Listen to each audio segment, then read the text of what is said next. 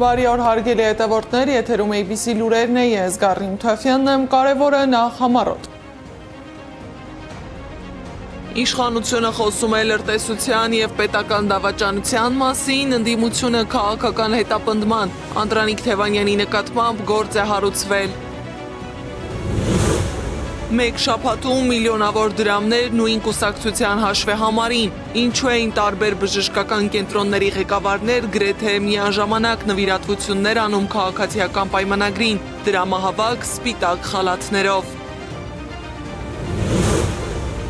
Քաղաքական գրառում, ջնջված հրապարակում և նոր հարցեր կրթական համակարգի չեզոքության մասին, ինչպես են դպրոցներն ու բուհերը հայտնվել նախընտրական գործընթացների կենտրոնում։ Հայկական շուկայի նկատմամբ սահմանափակումների շարքը չի ավարտվում, հերթը հասել է ալկոհոլին, ինչ է հայտարարել ռուսական կողմը։ Հայաստանում 31 բուհի 119 մասնագիտության համար ոչ մի դիմորդ չի եղել, ինչ է հայտարարել գնահատման և թեստավորման կենտրոնը։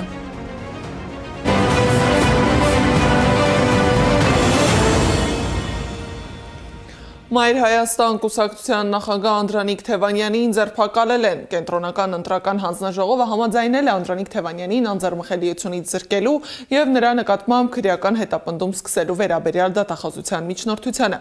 ինչից հետո քննչական կոմիտեն Թևանյանի նկատմամբ հարուցել է քրեական հետապնդում պետական դավաճանության հանցակազմի հատկանիշներով։ Հիշեցնեմ, Նիկոլ Փաշինյանն օրեր առաջ հայտարարել էր, թե Բարգավաճ Հայաստան կուսակցության ղեկավարի կուսակցության անդամներից մեկի նկատմամբ քրեական գործ է հարուցվել լրտեսության հոդվածով, որից հետո քննչական կոմիտեն հայտարարություն է տարածել, որ $622,000 դիմաց լրտեսության և պետական դավաճանության համար է մեղադրվում Անդրանիկ Թևանյանը։ Երեկ էլ ԱԱԾ դիմակավորված անձինք խուզարկություն էին իրականացնում Մայր Հայաստան կուսակցության գրասենյակում։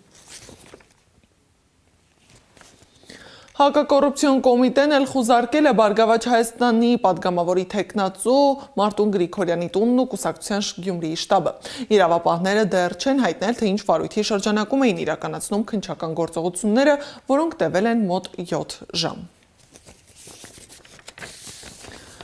Ընտրախախտումների կաշառքի մասին բոլոր հաղորդումները վերաբերում են միայն ընդդիմությանը, մինչդեռ ըստ ընդդիմադիրների իրական խախտումներն իշխանության դաշտում են։ Տասնյակ բուժհաստատությունների ղեկավարներ և նույն հասցեով փոխանցված միլիոնավոր դրամներ։ Քաղաքացիական պայմանագիր կուսակցության ֆինանսական հաշվետվություններում արձանագրված այս ակտիվությունը նոր հարցեր է առաջացրել առողջապահական համակարգի ներսում ձևավորված հարաբերությունների մասին։ Երբ նվիրատվությունները գրեթե նույն օրերին ու նույն տեմպով են կատարվում, քննարկման կենտրոնում հայտնվում է ոչ միայն քաղաքական աջակցությունը, այլև վարչական ազդեցության հնարավոր մեխանիզմների թեման։ Մինչ իշխանությունը պնդում է ամեն ինչ եղել է կամավոր և օրինական, մասնագետները նկատում են պետական համակարգում նման համաժամանակյա գործընթացները հազվադեպ են պատահական լինում։ Ով էր հավաքում կամավոր նվիրատվությունները, Սեդա Մակարյանի ռեպորտաժում։ 2025 թվականի մարտի առաջին շաբաթը քաղաքացիական պայմանագիր կուսակցության համար եղել է յուրօրինակ դրամահավաքի շրջան։ Տասնյակ բժշկական կենտրոնների տնօրեններ նույն ժամանակահատվածում կուսակցությանը փոխանցել են 100,000-ավոր դրամներ։ Միայն մարտի 4-ից 11-ն ընկած ժամանակահատվածում առնվազն 23 բժշկական հաստատության ղեկավարներ ընդհանուր ավելի քան 5,700,000 դրամի նվիրատվություն է կատարել իշխանական կուսակցությանը։ Հուսամ, որ դա բժշկական կազմակերպությունների տնօրենները իրենց գրպանից են արել, այլ ոչ թե բժշկական կենտրոնների բյուջեից, որովհետև եթե դա բյուջեից լինի, դա կլինի արդեն խորը քրեական գործի հիմք։ Ընդհանուր առմամբ 2025 թվականի ընթացքում առնվազն 31 բժշկական կենտրոնի ղեկավար ՔՊ-ին փոխանցել է մոտ 8 միլիոն դրամ։ Այդ կառույցներից 19-ը առողջապահության նախարարության ենթակայությամբ գործող հիմնարկներ են, մյուսները մարզային ենթակայության։ Ուշագրավ է ոչ միայն գումարների չափը, այլև փոխանցումների ժամանակագրությունը։ Մեստեղ եղել է հանձնարարական, ես կացացել եմ հոդվածը, որովհետև բոլորը նույն օրն են փոխանցումներ արել, եթե չեմ սխալվում։ Այսինքն եղել է հանձնարարական և հանձնարարականի հիման վրա եղել են փոխանցումներ։ Եվ եթե Անահիտ Ավանեսյանը ասում է, որ մարդիկ ուզեցել են արել են այդ փոխանցումները, կարելի է մի այլ ուսումնասիրություն անել, օրինակ տեսնել այդ մարդիկ, այս բժշկական կենտրոնի տնօրենները, ինչեւ բժշկական կենտրոնի տնօրենները արդյոք կատարել են ինչ-որ կուսակցությունների նման ժեստեր, արդյոք նրանց համար ինչպես է եղել, որ նույն օրն են բոլորը փոխանցումներ արի։ Մարտի 4-ին եւ 5-ին նվիրատվություններ են կատարել Շիրակի մարզի մի շարք բուժհաստատությունների ղեկավարներ։ Հաջորդ օրը մարտի 6-ին արդեն կեսական միլիոն դրամ են փոխանցել հիվանդությունների վերահսկման եւ կանխարգելման ազգային ու քրեակատարողական բժշկության կենտրոնների տնօրենները։ Նույն օրը փոխանցումներ են իրականացրել նաեւ Աբովյանի, Հրազդանի, Վանաձորի եւ այլ բժշկական կառույցների ղեկավարներ։ Մարտի 7-ին նվիրատվությունների նոր ալիք է սկսվել ընդամենը 1 օրում, ավելի քան 1.5 միլիոն դրամ է փոխանցվել կուսակցությանը։ Այդ ցանկում են եղել Նաիրի բժշկական կենտրոնի, Ավան հոգեկան առողջության կենտրոնի, Չարենցավանի եւ այլ բուժհաստատությունների ղեկավարներ։ Բժշկական կենտրոնի տնօրենները, բացի այն, որ տնօրեններ են, նրանք նաև ակտիվ գտնվում են շատերը տարբեր ավականիների անդամ կազմում, ավականու անդամներ են ԿՊ կուսակցության, եւ բնականաբար ամբողջ քաղաքական կուրսը ուղղել են դեպի հիվանդանոցներ, պոլիկլինիկաներ։ Հատկանշական է, որ նվիրատվությունների շղթան դադարել է միայն շաբաթ-կիրակի օրերին, ապա նույն ինտենսիվությամբ շարունակվել մարտի 10-ին։ Միայն մեկ շաբաթում իշխանական կուսակցությունը ստացել է բժշկական կենտրոնների ղեկավարների տարեկան նվիրատվությունների հիմնական մասը։ Այս ամենը հարցեր է առաջացնում, խոսքը բացառապես անձնական քաղաքական համակրանքի մասին է, թե համակարգում գործել է չգրված պարտադրանքի կամ ակնկալիքի մեխանիզմ։ Առողջապահության նախարարությունից պնդում են, որևէ ուղղորդում չի եղել, եղել է բաց հայտարարություն, ովքեր ուզել մասնակցել են։ Ապահովվել է նաև թափանցիկությունը։ Նախարարի մամուլի քարտուղար Մարիամ Ծատուրյանն ասում է, արտառոց բան չեմ տեսնում։ ԿՊ-ին նվիրատվություն առած բժշկական կենտրոնի տնօրենների ցանկում է Սևանի ԲԿ նախկին տնօրենը, որի լիազորությունները դադարեցվել են 2026 թվականի մարտին կոռուպցիոն սկանդալի համար։ Ըստ հակակոռուպցիոն կոմիտեի հայտարարության նա գործածել է իր լիազորություններն ու 2 միլիոն դրամից ավելի գումար է հափշտակել բժշկական կենտրոնից։ Նիկողոսյանը եւս մեկ օրում մի քանի տասնյակ ԲԿ ղեկավարների նվիրատվությունը ԿՊ-ին արտառոց չի համարում։ Ձեր թե բժշկական կենտրոնի բյուջեից է փոխանցումը տեղի ունեցել եւ իմ անձնական միջոցներից։ Փոխանցումը քաղաքացիական պայմանագրին եղել է ձեր կամքով թե հորդոր է եղել։ Չէ, իմ կամքով։ Իդեպ նրա դեմ վարույթ նախաձեռնելուց ու լիազորությունները դադարեցնելուց օրեր անց նա նախարար Անահիտ Ավանեսյանի հետ մասնակցել է Սևան ԲԿ-յում ԿՏ սենյակի բացման արարողությանը։ Ես իրավունք ունեմ, ես հրավիրված եմ եղել, ես եմ այդ կատեն սարքել դրել, դրա այդ քրեական գործում էլ օպերատիվ տեղեկատվությունը կա, որովհետեւ օրենքի խախտում ես չեմ արել։ Մյուս նվիրատուն Մարտունու բժշկական կենտրոնի տնօրենն է, որը մասնակցում էր եկեղեցու դեմ արշավին։ Նա իր հարցազրույցներում չի հերքել, որ աջակցում է քաղաքացիական պայմանագիր կուսակցությանը։ Մասնագետների կարծիքով նման համաժամանակյա ակտիվությունը հատկապես պետական համակարգում միշտ էլ վարչական ազդեցության կասկածներ է առաջացնում, նույնիսկ եթե ուղիղ հրահանգի ապացույցներ չկան։ Սեդա Մակարյան, Նոնա Գևորգյան, ABC Media։ Քարոզարշավի թեժ փուլում քաղաքականության ու կրթության սահմանները կրկին խառնվել են։ Այս անգամ ուշադրության կենտրոնում Երևանի պետական համալսարանի ռեկտորի հրապարակումն է, որը կարճ ժամանակ անց անհետացել է իր էջից, բայց հասցրել է բուռն արձագանք առաջացնել։ Միաժամանակ տարբեր համայնքներից տեղեկություններ են տարածվում ուսումնական հաստատությունների ներգրավվածության մասին, դասապրոցեսից քարոզչական հավաքներ։ Մինչ պաշտոնյաները խոսում են համապատասխան ընթացքի մասին, քննադատներն ասում են կրթական համակարգի ապաքաղաքականացման խոստումները մնացել են միայն հայտարարությունների մակարդակում։ Դիտենք Անի Աբաղյանի ռեպորտաժը։ Երևանի պետական համալսարանի ռեկտոր Հովհաննես Հովհաննիսյանը Facebook-յան էջում տարածել է քաղաքացիական պայմանագիր կուսակցության падգամավորի թեկնածու Սուրեն Պապիկյանի այս տեսանյութը։ Զարմիկդ կամ հայերեն չհասկանալ կամ հասկանալ հատուկ հանրությանը մոլորեցնել։ Պապիկյանի տեսանյութը իր էջում է դրել գիծ գրությամբ։ Դասալիքները չեն նահատակվում։ Մինչդեռ բարձրագույն կրթության եւ գիտության մասին Հայաստանի Հանրապետության օրենքում բուհի ռեկտորի վարքը վերահսկող օրենքը չի թույլատրում Հովհաննիսյանին նման գրառում կատարել։ Հանրային բուհի ռեկտորը իր առաջադրման ժամանակ եւ պաշտոնավարման ընթացքում չի կարող լինել որևէ կուսակցության անդամ, պարտավոր է դրսևորել քաղաքական զսպվածություն եւ չեզոքություն։ Փորձեցինք խոսել ԵՊՀ ռեկտորի հետ։ Հեռախոսահամարը միշտ զբաղված է։ Հաղորդագրությանը չի արձագանքել։ Նաև մեկնաբանության միջոցով արձագանքի սպասեցինք, գրեցինք։ Բուհի ղեկավարի քաղաքական չեզոքության պահանջը արդյոք իր վրա չի տարածվում։ Դասալիքները չեն նահատակվում ձևակերպումը ակադեմիական ու պաշտոնական խոսք է համարում։ Մինչ ռեկտորը լռում է, Աննա Կոստանյանը հստակ գնահատական է տալիս։ Ռեկտորը փաստացի ոչ միայն քաղաքական չեզոքություն չի պահել, այլև աջակցել է իշխող ուժին։ Ռեկտորը կոպիտ խախտում է թույլ տվել եւ դա չգիտենք որքանով է օրինակ գիտխորհրդի ուշադրության կենտրոնում, արդյոք գիտխորհուրդը այս հարցը կարող է իր ուշադրության շրջանակ մտցնել եւ քննել։ Սակայն այստեղ ամենազավեշտալին նաև այն է, որ Երևանի պետական համալսարանի ռեկտորի տեղապահը 2 օր անց ոչ միայն գրառումն է հեռացնում, այլ նաև ջնջում է, այսպես կոչված, իր սոցիալական ցանցի էջերից հետևորդին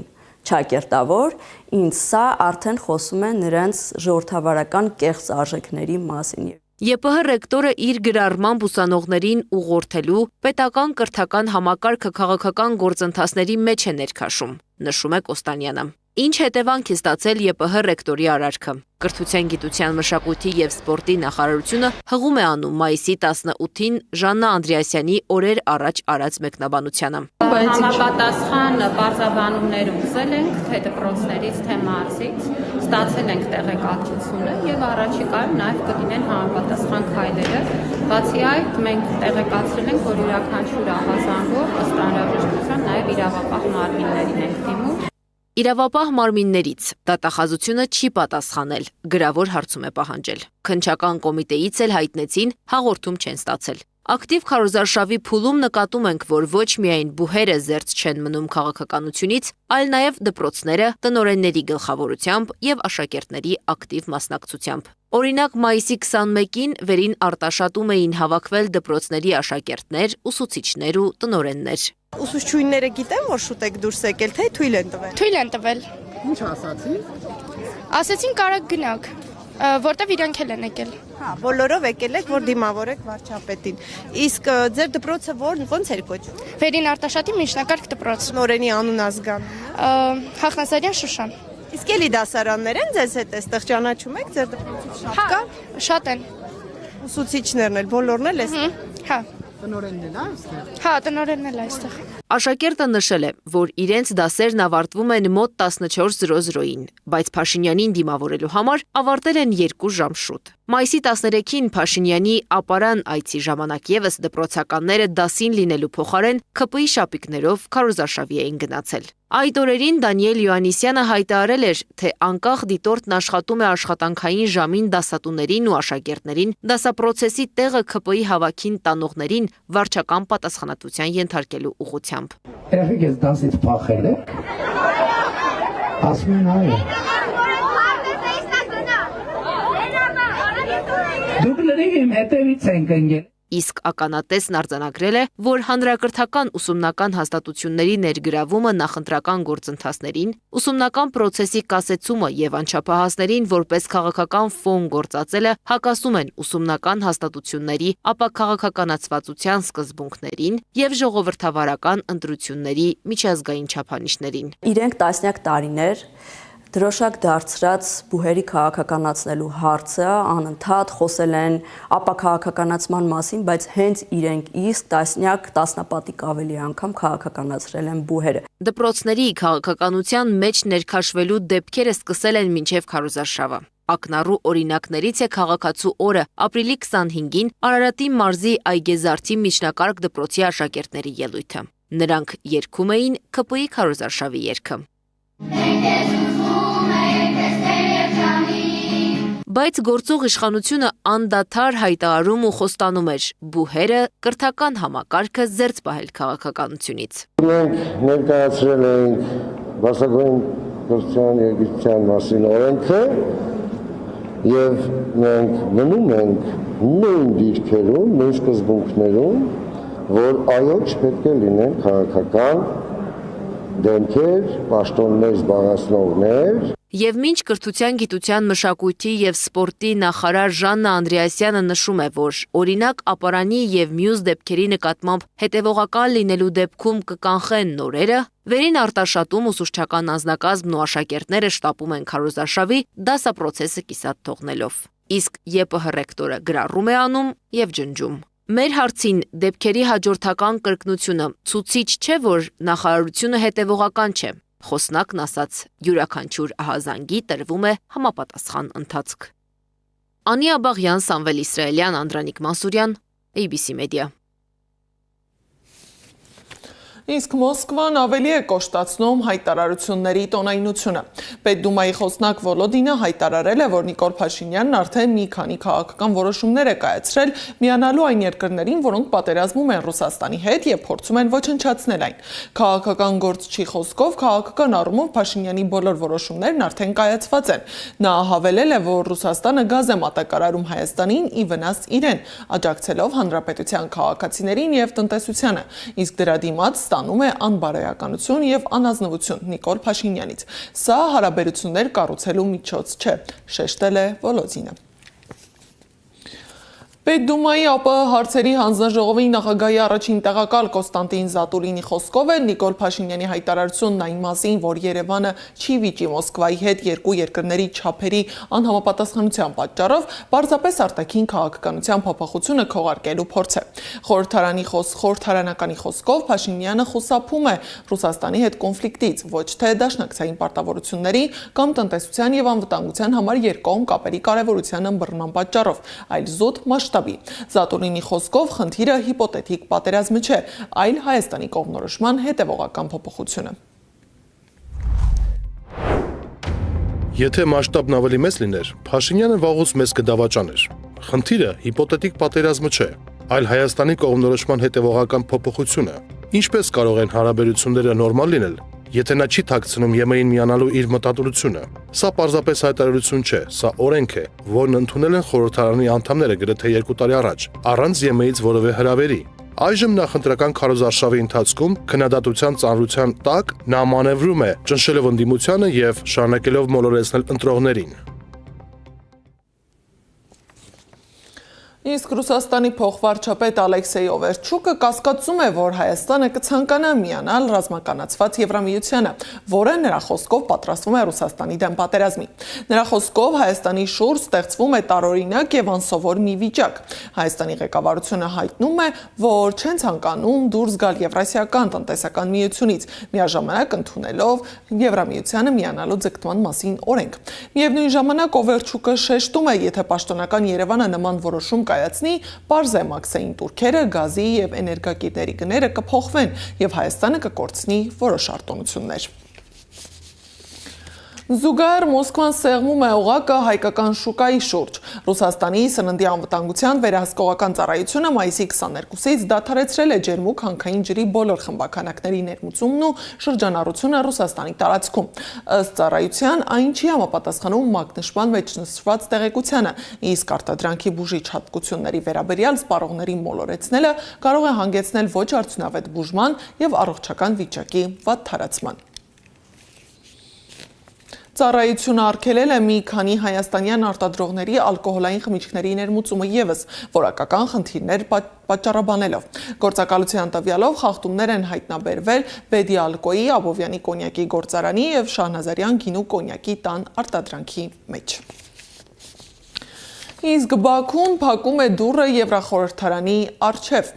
Deutsche Welle-ն գրել է, որ Եվրախորհրդարանի падգամավորները ցավում են Բաքվի Եվրախորհրդարանի հետ գործակցությունը դադարեցնելու որոշման համար եւ կոչ են անում իրենց ադրբեջանցի գործընկերներին վերսկսել երկխոսությունը։ Եվրոպական ժողովրդական կուսակցության գերմանացի падգամավորի խոսքով քաղաքական փակուղիները խոչընդոտում են փոխըմբռնման եւ զիջում ազդեցությունն աշխարհակաղակական առումով խիստ լարված տարածաշրջանում։ Մայիսի 1-ին պաշտոնական Բաքուն հայտարարել է, որ դադարեցնում է Եվրախորհրդարանի հետ գործակցությունը բոլոր ոլորտներում։ Ադրբեջանի իշխանությունն այս որոշումը կայացրել է Եվրախորհրդարանի Հայաստանի ժողովրդավարական կայունության աջակցության մասին բանաձևի ընդունումից 1 օր անց։ Դրանում Եվրախորհրդարանի падգամավորներն իրենց աջակցությունն են հայտնել Լեռնային Ղարաբաղի հայերի իրավունքներին, այդ թվում տարածաշրջան անվտանգ վերադառնալու նրանց իրավունքին համապատասխան միջազգային երաշխիքներով եւ պահանջել են անհապաղ եւ անվերապահ ազատ արձակել Ադրբեջանում ապօրինաբար պահվող հայ ռազմագերիներին եւ պատանդներին։ Միեդում հայ գերիների շահերի պաշտպան փաստաբան Սիրանուշ Սահակյանը News-am-ի մեր գործընկերներին հայտնել է, որ տեղեկություն ունեն, որ մայիսի 26-ին Բաքվում տեղի են ունենալու որոշ հայ գերիների վերաքննիչ բողոքների քննության դատական լսումները։ Տեղեկությունը հայտնել է գերիների ընտանիքները։ Տեղեկությունը կցկտուր է, չգիտեն, թե կոնկրետ ում գործերի վերաբերյալ է վերաքննիչ բողոքը ներկայացվել եւ վարույթ ընդունվել։ Մեծի տանն Կիլիկիո կաթողիկոս Արամ Առաջինը խոսել է Արցախի Բաքվում պահվող ռազմաքաղաքական ղեկավարության ազատ արձակման եւ արցախցիների բնորան վերադառնալու անհրաժեշտության մասին։ Արամ Առաջինը շեշտել է, որ Արցախի ժողովրդի վերադարձը միջազգային հովանավորությամբ Արցախի եկեղեցիների եւ մշակութային կոթողների պաշտպանությունը միջազգային իրավունքի համաձայն եւ Բաքվում բանտարկված Արցախի համայնքային ղեկավարների շուտապույտ ազատ արձակումը հայ եկեղեցու եւ հայ ժողովրդի արդար պահանջն է։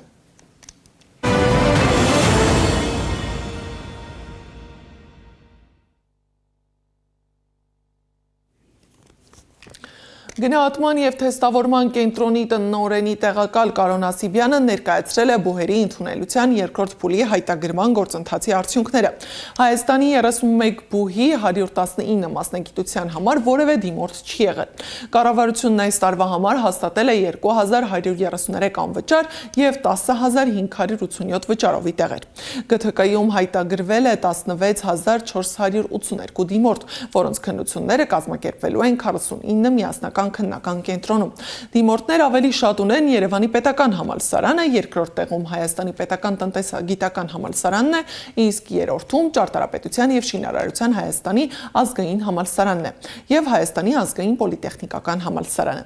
Այս բուհերին ըստ պահանջարկի հաջորդում են Երևանի պետական բժշկական համալսարանը, Բիրոսովի անվան պետական համալսարանը, Մանկավարժական համալսարանը եւ այլն։ Ամենապահանջված 10 մասնագիտությունից 5-ը Հայաստանի պետական տնտեսագիտական համալսարանինն են։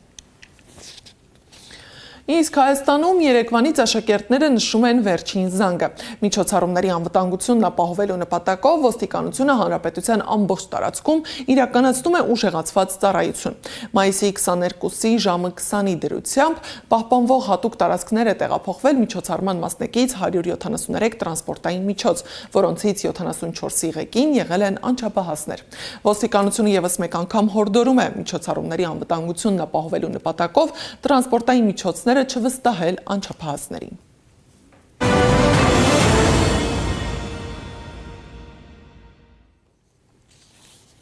Թրամփը որոշել է հետաձգել Իրանի դեմ նոր հարվածները դիվանագիտությանը հնարավորություն տալու համար։ Wall Street Journal-ը գրել է, որ ամերիկացի առաջնորդը հանդիպել է ազգային անվտանգության բարձրաստիճան պաշտոնյաների հետ Թեհրանի վերաբերյալ հաջորդ քայլերը քննարկելու համար։ Նախագահը պաշտոնական որոշում չի կայացրել, բայց իր օգնականներին ասել է, որ ցանկանում է դիվանագիտական գործընթացին ավելի շատ ժամանակ տալ արդյունքների հասնելու համար։ Լիբանանում շտապօգնության 6 աշխատակից է զոհվել Իսրայելի հասցրած 2 հարվածների հետևանքով։ Լիբանանի ֆինանսների նախարարը Reuters-ին ասել է, որ պատերազմի հետևանքով ըստ կանխատեսումների այս տարի երկրի տնտեսությունը կկրճատվի առնվազն 7%-ով, իսկ պատճառված վնասը կարող է մոտ 20 միլիարդ դոլարի հասնել։ Միջազգային մյուս լուրերը ռեպորտաժում։ Թուրքիայի էներգետիկայի ու բնական պաշարների նախարար Ալփարսլան Բայրակթարը Ստամբուլի բնական պաշարների երկրորդ գագաթնաժողովի շրջանակներում հանդիպել է Ադրբեջանի էներգետիկայի նախարար Փարվիզ Շահբազովի հետ։ Բայրակթարը նշել է, որ քննարկել են նավթի, բնական գազի, էներգետիկայի, տարածաշրջանային էներգետիկ կապուղիների եւ վերականգնվող էներգիայի ոլորտներում իրականացվող քայլերը։ Իրանական ռազմական աղբյուրը Թասնիմին հայտնել է, որ Իրանի զինված ուժերը պատրաստ են նոր ռազմական գործողությունների, եթե Միացյալ Նահանգները կամ նրա դաշնակիցները թշնամական գործողություններ ձեռնարկեն։ Իրանը զգուշացրել է, որ ցանկացած հարձակում կհանգեցնի ավելի առաջադեմ երրորդ փուլով պատասխանի, որը կներառի նոր զենքեր, մարտավարություն եւ հնարավոր է ավելի լայնածավալ գործողություններ։ Շվեդիայում ՆԱՏՕ-ի անդամ երկրների արտգործնախարարների հանդիպման ժամանակ Միացյալ Նահանգների պետքարտուղար Մարկո Ռուբիոն հայտարարել է, որ Վաշինգտոնն ու իր դաշնակիցները պետք է ունենան պլան B Հորմուզի նեղուցի շուրջ ստեղծված ճգնաժամը լուծելու համար։ ԱՄՆ արտաքին քաղաքական գերատեսչության ղեկավարի խոսքով, եթե Թեհրանը հրաժարվի վերաբացել միջազգային առևտրի համար ռազմավարական նշանակություն ունեցող ջրային ուղին եւ փորձի այնտեղ սեփական կանոններն ու турքերը սահմանել, ապա միջազգային հանրությունը ստիպված կլինի քայլեր ձեռնարկել։ Մարկո Ռուբիոն հանդիպել է նաեւ Թուրքիայի արտգործնախարար Հական Ֆիդանի հետ։ Իսրայելի մշակույթի եւ սպորտի նախարար Միկի Զոհարը հարցազրույց է տվել իսրայելական Սրուգիմ լրատվական կայքին, որտեղ անդրադարձել է Թուրքիայի հետ հարաբերություններին։ Նա նշել է, որ Թուրքիան պետք է համարվի թշնամի պետություն, քանի որ Անկարան կարող է լինել Իսրայելի հաջորդ խոշոր տարածաշրջանային մրցակիցը։ Ըստ նրա, եթե Թուրքիան ընտրի Իսրայելի հետ հակամարտության ուղին, ապա այդ դեպքում շատ ծանր գին կվճարի։ Ուկրաինայի զինված ուժերն անօդաչու թռչող սարքերով զանգվածային հարված են հասցրել Լուգանսկի մարզի Ստարոբելսկ քաղաքին, գրում են ռուսական ԶԼՄ-ները։ Ռուսական կողմի պնդմամբ թիրախում է հայտնվել տեղի մանկավարժական համալսարանի քոլեջի հանրակացարանի շենքը, որտեղ հարձակման պահին քնած են եղել տասնյակ դեռահասներ։ Հարձակման հետևանքով զոհվել է առնվազն 6 մարդ։ Պորտուգալիայի ազգային գվարդիան ձերբակալել է ֆրանսիացի կնոջ, որը կասկածվում է իր 2 փոքր երեխաներին փողոցում թողնելու համար։ Երեխաներին այս շաբաթվա սկզբին գտել են պորտուգալական փոքրիկ քաղաքում միայնակ քայլելիս։ Ֆրանսիայի իշխանությունները համաեվրոպական խնդրագիր էին հրապարակել օգնել գտնել կնոջը եւ 4 ու 5 տարեկան երեխաներին։ Այն բանից հետո, երբ նրանք անհետացել էին Ֆրանսիայի կոլմա